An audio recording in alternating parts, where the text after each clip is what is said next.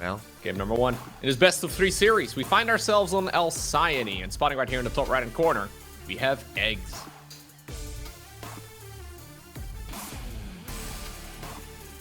and the bottom left in the blue for Team Gozu, he's known as Mape the Ape. It's Maplez. Both of them ending their nickname with a Z. That's when you know you mean business. But who has the stronger Z? Well, I've been told that eGGz is actually like eGGz. I don't even know if that's true, but somebody pointed that out to me, and I was like, oh, that actually makes a lot of sense. I choose to believe because that is like a next level name. Yes. That's pretty great. It would be kind of cool. I've never fact checked this, but if it is indeed eGGz, just spelled in a, you know, bit of a different way. Yeah, when you look at it again, it does make a lot of sense. It makes more sense than it being actually about eGGz. Dude, there are, look, does that make more sense than calling yourself Ratata / Wayne / Vanya / you know, whatever name? Does that make more sense than calling yourself Princess? Like, StarCraft names are StarCraft names, you know? Like, I don't know how much rhyme or reason there really is to any. I mean, Max Pax is called Max Pax because his dad called, like, that was a nickname that his dad had for him. It's like, hey, Max Pax, you know? Yeah. At least that's what Max Pax told me. So, like, some have rhyme or reason, but some are just like, ah, this is fun. We're gonna go with it. Are you happy with your username that you've picked? That you now kind of have to stick with it, right? You don't really have a. Well, you could technically change it, but I mean, I don't think it would be a great idea. I am. Well, first of all, people just sort of call me Bayo instead of Bayo. It's to the point where if someone says Beowulf, it feels weird. Because I just get Bayo so often, or it's like somebody calling you by your full name. Exactly. You know, it's like if mom calls you by your full name, you've done something terribly wrong. Yeah. Or, you know, as the European say, it's Bo. But yeah, that's what I keep saying. Oh, look, I can't pronounce your last. Yeah. I failed to pronounce your last name. So turnabout's fair play. Good old Stargate opener right here for Maples. And once again, by the way, I mean, we were hyping this up to be potentially a crazy match, but so far, everything very conventional. This is what we see, well, most of the time in ZVP, although Maples did decide to keep that probe around in a natural expansion for quite a while. And look at that drone, man. That's the saddest looking drone I've ever seen. Not even going to try to going all the way back. You know, it's like, at the very least, the probe's there. Like, the probe's on patrol. You can just, like, hit it. And maybe scare it away eventually, and you got Lings out, but... Okay. Oh, he's... Maples! That Adept is never gonna make it here in time, right? No, 0 shot. Absolutely not. No way. Well, he doesn't need to actually grab the base. Yeah, I was gonna say, these Adepts, by the way, did take a long route around. They're still not quite walking in this direction. I think I could have made it, but it's one of those things where Maples also said, no way. And, well, maybe he could have had it. Void Ray on the back of this too, by the way. Yeah, and I mean, we saw Estrella do it, and he actually got, what it was, like 3 or 4 overlords with the Voider. It was actually really impactful. This feels kind of late for that. Maybe I'm just, it's been, you know, maybe it's just because we've been live for this long, but it feels like it's later into the game than you would like to see to try to get something done. I guess it's before 4 minutes. These Adepts, though. Yeah, it's fine. It's all right.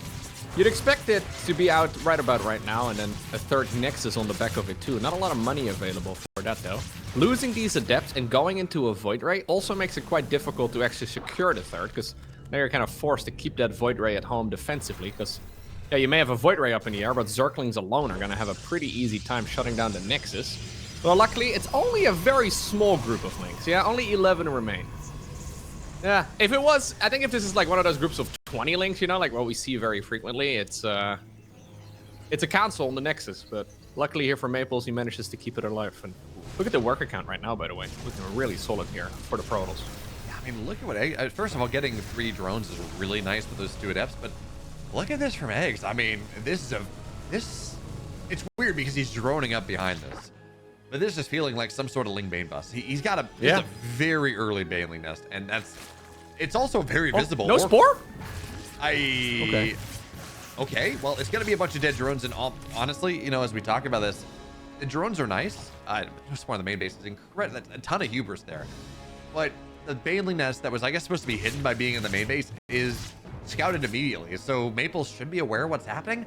I mean, as much as you can be, because Loco, I'm still a little confused by this early Baneling nest because he's not playing into it at all. No, there's no threat of charge slots or anything like that just yet, right? That comes a little bit later on into the game, which ultimately means that Baneling Nest is minutes early. Maybe originally he wanted to hit a Baneling bust on the other side of the map, and then he decided, nope, I'm not actually doing it, and if I'm planning on going Banelings later on into the game, I guess I'll just keep it around, but it is definitely a bit questionable. Then again, it's not the most expensive structure, I guess. Should be able to recover from it pretty easily, but it is interesting to see a Baneling Nest coming up. Maybe he wanted it to be scouted. So that's maybe like the extra mind game, right? Like you want your Baneling Nest to be scouted only so you can, well, then maybe try and have your opponent overreact. But I think at this point in the game, well, Maplez hasn't seen it. Well, Maplez did the Baneling Nest. Yeah, I did see the Baneling Nest, okay. More importantly, he made 3 defensive Banelings. Like, does he think that it's gonna be nice against these depths, I guess. Like, did he think... Stasis? Oh, Stasis? No, it's not gonna get much. Did he think that this was like a Glaive Adept idea? And just like, okay, you know, I'm gonna hard... well, it's not even a hard counter necessarily, but this is gonna be my response to Adepts. I'm thinking it's probably more hoping for an overextension on the side of the Protoss, but sadly here for eGGz, that didn't really quite work, right? Like, not maybe an overextension, but like a overreaction instead. Maybe delaying the base for a long while, because he did planting down in a pretty obvious location. That'd actually be kind of a cool play, but ultimately the Blink Stalkers with +1 are coming up, and we have seen a lot of drones getting sniped. We're all the way up to 11 right now. Yeah, when we talk about this as well in terms of, oh, you know, I guess the Baneling Nest is not that expensive. Sure, fine. By getting those 3 Banelings and the Baneling Nest, that's 125 gas, right? That's a layer. That is +1 attack maybe for your melee, for your lings. And when you talk about that, like getting +1 melee is really good against a Blink Stalker timing, but you want it to happen to be almost done right now, right? To be able to deal with his first hit of Stalkers. Late. And it's just not there because he committed so much gas for something that really didn't end up doing anything. Yeah, it is a little funky. Now we do have a quick Hydra then by the back on the back of this too, by the way. So a skip on the Roach Warren. I guess the Banelings sort of cover that gap, and then yeah, into melee together with missile research. So this is gonna just be Hydraling Bane in the end. Fourth Hatchery is in a little bit of trouble though. Blink Stalkers with +1 are not to be underestimated. Like technically Zerglings are pretty good against them, but with some Blink control, you can keep the Stalkers alive. Some nice stasis ward set up too. Fourth Hatchery goes down. That now makes this game really quite awkward here for eGGz. He did remake another hatchery on the left side of the map, but now Maplez is going for a base at the 6 o'clock expansion, and it's already done. So, yeah, well, this is very obvious, right? There's not even any probes at that base yet. Yeah, but you know, consider there could be probes. You know what? I really like one thing Maplez did as well. Is he put a bunch of Stalkers in the kind of the gold gap, right? Because there were rocks there originally, and I don't know who killed it, but he put like 4 Stalkers there in the gold gap. Yeah, you're right. This is extremely obvious. Stalkers are just gonna knock down them, and they don't really take much damage. Wow, but that's all so expensive. There's a lot of wasted potential here in eGGz's playstyle so far. Yeah. Finishing the thought is now, this is a lot of Stalkers that are going to get caught. They're going to blink out, and really only one of them goes down. But you have to be careful. I mean, this is a lot of Hydras that you really have to worry about. But what that meant was that there was no surround potential. So it meant that he was totally free to go kill the 4th base. Lings attacking from one angle, even if they do have +1 and they are against Stalkers, the one-sided attack is not very good. So really nice job there for Maplez from plugging the gap. But now he does have to be careful about this attack. This is a lot of Hydras. This is a lot of Lings, a lot of Banes. Good news for him, though. Storm is done right now in Loco. Yeah. Storm against this army is very good. So this is a complete glass cannon approach, right, from the Zerg. This is just damage. There's little to no survivability, and there is the Storm.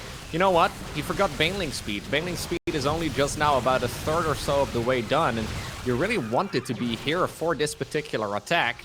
eGGz is doing all of this off of 69 workers. This is a unit composition that requires closer to like 80, right? Like we just don't have a lot of staying power. And even though currently supply-wise it looks pretty close, I really like what Maplez is doing here. Just slowly, methodically disassembling everything he sees here from the Zerg, going into that extra base. Now we're going double robo facility because it's very likely that we're going to be seeing lurkers on the back of this, and that's exactly what we have. Maplez is playing an excellent game 1. You know, you talk about how you'd like to have more workers and the Baneling speed's kind of rough, and this timing that is meant to end the game or die trying is just not getting a lot done. Loco, would you say that our red Zerg player has put all of his eggs in one basket? Hey, this late into the broadcast, Mayo, and you're Still bringing it up. Now, see, here's the thing. Like, the longer you go on the broadcast, the more tired you are. Therefore, the bad jokes are funnier. We've been backloading it. Ooh, dead base, dude. Not even a cancel. Yeah, that was a bit of a bad joke right there for Eggs as well, man. Losing that hatch is not what he's looking for at all. Especially now that you're facing up against the golden Protoss base here. So it's charged on the back of this too, with +3 and even shields upgrades coming up here for the Protoss player. Hive will be finishing eventually, but there's one theme that we've seen a lot in top level Zergs lately, and they've all been going for super quick Hives. Even though this would be an early Hive, maybe 3-4 years ago, this is relatively late in the current meta. And I'm a little bit afraid because there's a big timing window here for Maplez to get a severe amount of damage done. Oh, I like that. I mean, he does morph both Archons, but just morphing the Archons on the wall to make sure the Lings can't run through it is pretty cool. Now, that being said, this gold base is dead. There are too many Hydras right here. It's a bad angle. But what killing that base actually does a little bit is it does open that angle a little bit more. So, yeah, Maplez just lost a base. He is supply blocked, but I think Eggs loses a ton of this army on the backside. Those storms are disgusting. And yeah, actually, wait, Lings flooding on the backside. Hold on. No, I'm not going to hold. Not really. It looked scary for a second, like that Immortal might go down, but not enough. So Maplez loses a base. He's back down to 4. But even still, his economy is still really far ahead of what Eggs has at this point. Yeah. Yeah, shouldn't Maplez be a little more aggressive? He's been maxed out for several minutes now. He's not really achieving anything at this side of the map. There's been a gigantic timing window for him to get some work done, but now Lurkers are ultimately coming, right? Now, of course, this Archon Immortal Ball is pretty good against those Lurkers. We've seen Protoss players get much better at it, but yeah, now Maplez sees them coming in from a mile away too. I'm a little surprised. The passivity here, because it could have also been like a Brute Lord transition or something along those lines, and that would have been very, very scary here for Maplez. Ultimately, though, he is still maxed out, but now Eggs is as well. Yeah, I mean, I think what we're seeing Maplez wait here for is, first of all, the rest of those Immortals on the map. Second of all, +3 attack, +1 shields. He had a lot of upgrades getting ready pretty quickly. And look, without extended range on these Lurkers, these Lurkers are not very good. They got +1 attack, storms land on top of them, Immortals can take this fight. I think it's fine that Maplez was waiting for this timing, even as the max out is here. Although attacking down that ramp, you can get a flank. Yeah. You've got charge lots. That's how you want to take this. Attacking down that ramp feels patently horrible, but you can still take. I mean, what? Don't. Oh, this hurts. Like that. Lurkers scare me, man. This is exactly why I would have liked to see it attack a little earlier, because those Lurkers just deal so much damage. This does open up more supply, I guess, for additional Immortals. But where's the rest of the Protoss army? It was marching around the left side of the map. Fair enough. We do in the meantime, by the way, also have a Skytools transition on the horizon. It seems as a. We had a bunch of additional structures going down, but now that Lurkers are here, suddenly the Zerg army looks 10 times more terrifying. I mean, that's big storms though. Ooh. Yeah, these Zealots are just dying. I think all you gotta do is warp in a bunch of Zealots at the 4th base, put them on the bottom side, and you can get a full surround of the Lurkers. And you know what, Loco, they are not well supported. And that would, again, with the upgrades being as they are, that seems like a pretty reasonable fight to take. Instead, well, Storms do a really nice job, and Maplez can try to run it straight up the gullet anyways. So yeah, Lurkers are scary. They're a little bit stuck on the map a little bit. These Lurkers are exposed. Now, here's the problem though. There's no detection with this army. I don't know where the Oracles are. I guess one remains. Maybe they died. I don't know. But there's no detection with this army. So no observer either. The Lurkers are unmanageable at the moment. No, there's an observer now. I guess he just pulled it all the way back. But yeah, he did fire up 2 additional Oracles immediately just to try and make sure that he's got some more reliable detection there as well with the Revelation spell. At this point, I mean, Eggs is 60 supply behind, right? And look at the amount, look at the bank here that Maplez has. Maplez is also in the middle of that Skytools transition. I don't think he really needs it, but he is just playing this as safely as he possibly can. Just like what we saw earlier today as well from Estrella, if I'm not mistaken, right? You have another Baneling attempt here, but Eggs is spending his gas and minerals like he's never gonna run out, but I've got a feeling that he's going to have a very tough time gathering additional income here. Yeah, no, it feels pretty rough. I mean, this Immortal Ball, +3, +2 shields is objectively terrifying. There really are not a lot of good answers at the moment. You do have to be a little bit worried about the Lurkers, of course, but the upgrades just are not good for them. This run by, it's going to get on top of, I mean, this mineral line is mostly mined out anyways. It gets 14 probes, absolutely. But it's still problem is his army though. Yeah. How do you That's only this? half the Protoss army too. 1 Void Ray just to cheer on the rest of those units. GG is called. This Maples, well, plays a very good game number 1. You know, Loco, I do want to point something out. I think it's very important that we talk about this game. We're looking at a war of, you know, which is the better breakfast food? Yeah. Is it maple or maple syrup? Is it eggs? Eggs, 100%. Oh, is really? The better egg for breakfast food. Yeah, yeah. Are you just a maple syrup hater, really? No, I'm not a maple syrup hater, but eggs are kind of overpowered in real life. It's actually what I think. Let me put it like this: I hope the devs don't hot fix eggs in real life. I think they're very good. That's fair. You know, it's actually funny as you look at this. Like, eggs in America are a breakfast food for the most part. You put them in other things, but primarily it's a breakfast food. And like other places, they're not. They're lunch, their dinner, or whatever it is. They don't have this strong breakfast Pancakes connotation. are definitely not a breakfast food over here. Yeah. It's uncommon for people to eat breakfast pancakes for some reason. Oh, that's usually true. whenever we talk about pancakes over here, it's like the thinner ones, you know, the thinner, large ones. Although, you know what? Usually on Sunday morning, I do make pancakes personally, but I guess I talk to a lot of Americans, so it's kind of rubbed off a little bit. You're welcome. I take credit for your poor health. Thank you so much. So what is your breakfast then, right? If it very American, like pancakes and eggs or whatever. What is the Loco breakfast? Usually either eggs or like yogurt or something like that. Yeah. But just like the plain yogurt with some oats and stuff. So like not the sweetened ones. Yeah. It's the funny. boring ones, you know. We just you got some muesli in there, just like Yeah, exactly. Some what is it? Cornflakes, right? Meant to make you just make your life less interesting. Was there how they were designed? As like, we're gonna remove passion from your life by making you eat cardboard that happens to be a breakfast food. Yeah. Personally, though, eggs, I like them a lot. Pancakes are pretty good, but not an everyday type of food. You know, if I have to eat one breakfast every day, I think eggs is the way to go. Fair enough. Well, one thing we can do is every day, well, at least all of these days, is introduce our players in the bottom left in the red. His idea didn't quite work out, but it's another day. It's another game. It's eggs.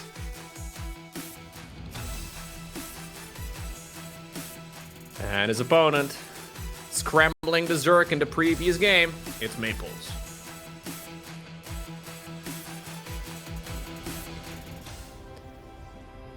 The eggs were beaten.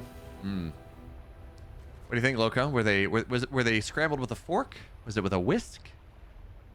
Ooh. If you look at this, we're gonna be bringing a sunny side up hatchery to the other side of the map. Kind of does look like one, doesn't it? Yeah, I was gonna say, like, if you think about it, it kind of looks like a frying egg.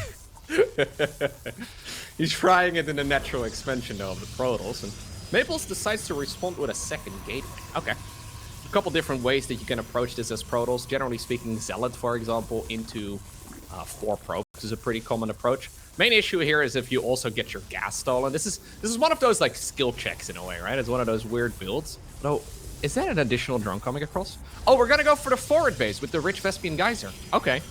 I thought for a second X was thinking about making a spine crawler or something like that, but that would be insane.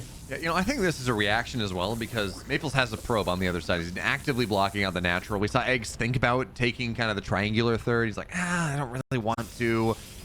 I've already committed to this. I might as well try to be greedy in another way. And, he is denying the natural. That is annoying. Zealot's going to pop out eventually, but, this is annoying, right? This is not how you want to be playing this game as Maples. But the question now is, what's the follow-up? Right? Yeah, it's going to complete. There's no time for a queen. Interesting. No, there's no time for a queen. It's just super annoying, right? So, like, any build order, Protoss is super build order dependent in general. Any build order that you have prepared here is going to be thrown out of the window. Usually the hatchery gets canceled, but this is the even, more annoying version where, like, yeah, it was a big investment for the Zerg, but this creep is going to stick around here for a while, too. No way that is really going to deal any damage, so suddenly Maples is going to have to mix this up, and he never actually made that second gas. It surprises me a little bit, but I guess it's going to be all right. The creep dissipates pretty quickly. Back in the day, the creep would actually stick around for ages. So here's the question. He's making lings, but I was going to say, here's my question. Like, do you build a drone out of one of those eggs and hatch block again? I mean, that'd be ridiculous. I would have... I wonder if he could have canceled and maybe went after the gas in the main base. That is one of the most frustrating things you can do, but...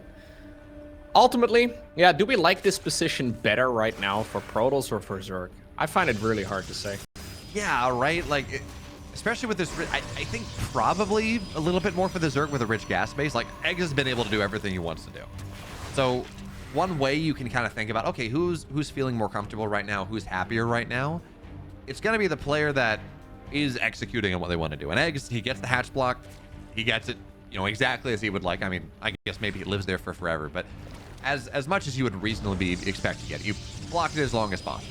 And you're able to get the rich gas base, and you have Lings all forward. Ling speed's done a little bit slower than it might otherwise be, but probably in enough time to deal with the units as they run across the others. In fact, they're just going to go back home. So eGGz has, the game is going as eGGz has game planned it to go. Now, whether that is a good thing or not, I mean, he got that really quick Bailey nest that didn't do much, but at least right now, eGGz, the game is going according to eGGz's game plan. So you got to think that he's a little bit more comfortable. Yeah. No, absolutely. The Rich Vespian Geyser is nice, by the way, but he never took it. So at this point, we're not really getting a lot of value out of that forward base yet, other than the fact that it's going to be closer in the direction of the Protoss, I guess. So if Protoss wants to go for an attack, it's going to be much easier to hit. In the meantime, by the way, the follow-up here for Maplez is also a bit of an interesting one. It's going to be a Robo facility. So rather than a Twilight Council or Stargate, I guess... I was going to say, that is cute. Rather than those units, we're going to make this a bit more complex. Look at the drones run. That's fake. It's not real. Your hallucinated oracle can't hurt you. You can hurt my mental, Loco, and that's probably the that's what's important happening thing here.